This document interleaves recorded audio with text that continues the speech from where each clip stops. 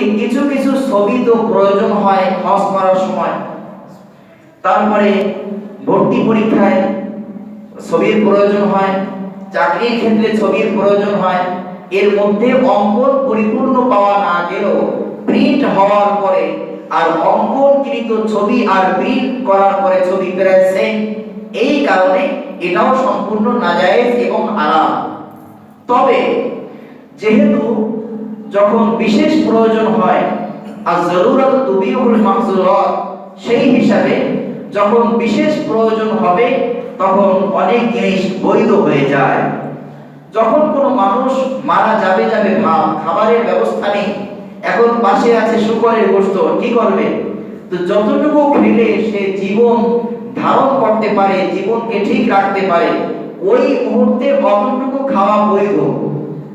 অনুরূপ ভাবে একটা মানুষের খাবারের কিছুই নেই, একটা মৃত্যু প্রাণী ভেসে যাচ্ছে, সেটাকে যদি রান্না করে তাকে খাওয়ার ব্যবস্থা করে দেয়া হয় তাহলেও বৈধ। কতটুকু? পুরো মৃত্যু গরুটা না, যতটুকু হলে সে এই মুহূর্তে জীবনকে রক্ষা করতে পারে ততটুকু ওই মুহূর্তে তার জন্য জায়েজ। এর মানে এটা নয় যে মৃত প্রাণীর কিছু অংশ তো খেলাম আর বাকি অংশ ফ্রিজে রেখে দিলাম, এই সুযোগও থাকবে না।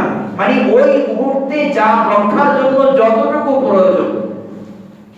তাই বলে এখান থেকে যে কথাটা বের হলো, সেই হিসাবে যদি কোনো ব্যক্তি ছবি তোলে, কিসের ছবি?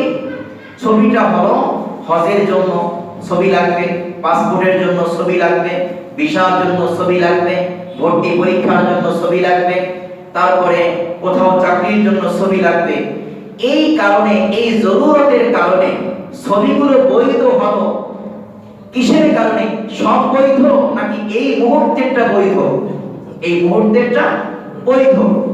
এখন যদি এই হিসাবে কেউ মনে করে অমুক হুজুর তো ছবি তুলছেন, কাজেই আমিও আমার বাবা মায়ের ছবি তুলে স্মৃতি হিসাবে রেখে দেব, ওইটা কি বৈধ হবে? ওইটা বৈধ হবে না। তো যেখানে জরুরত সেখানে বৈধ, যেখানে জরুরত নাই সেখানে বৈধ হবে না।